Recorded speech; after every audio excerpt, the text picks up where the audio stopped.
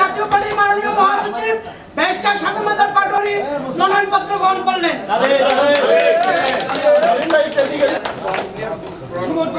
আমরা ফর্মের রিসিপ্ট কেটে রেখেছি এবং চট্টগ্রাম জাতীয় পার্টি ডাঙ্গুনিয়া উপজেলা ধরে আমাদের চট্টগ্রাম 16টি আসন, কিন্তু আজকে অনেক পর্যন্ত আমরা অবহেলিত, যার কারণে আমাদের জাতীয় পার্টি যে সিদ্ধান্ত নিয়েছেন, মহাসচিব কিছুক্ষণ আগে ঘোষণা দিয়েছেন 300 আসন নির্বাচন করবেন।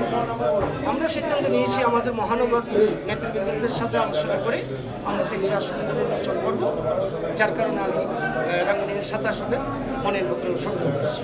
জাতীয় পার্টি সারা জীবন মনে করেন সাধারণ জনগণের কথা বলে এবং দেশ ও জনগণ নিয়ে ভাবে। অতএব জাতীয় পার্টি একটা নির্বাচনমুখী দল, তারা প্রত্যেকটা নির্বাচনে অংশগ্রহণ করেছে। আমরা আশা করছি আমরা যদি এককভাবে জাতীয় সংসদ নির্বাচনে অংশগ্রহণ করি, ইনশাল্লাহ এখনের প্রেক্ষাপটে বা বিগত দিনের থেকে শিক্ষা নিয়ে আমরা অনেক ভালো কিছু করবো এবং তৃণমূলের জাতীয় পার্টি খুব সুসংগঠিত থাকবে ইনশাল্লাহ।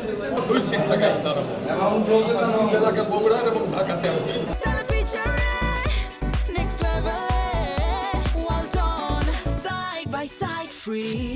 আমি 10 বছর অনেক উন্নয়ন কাজ করেছি, অভূতপূর্ব উন্নয়ন জীবনে যে হয়নি সেটা আমি করেছি আমার এলাকায়।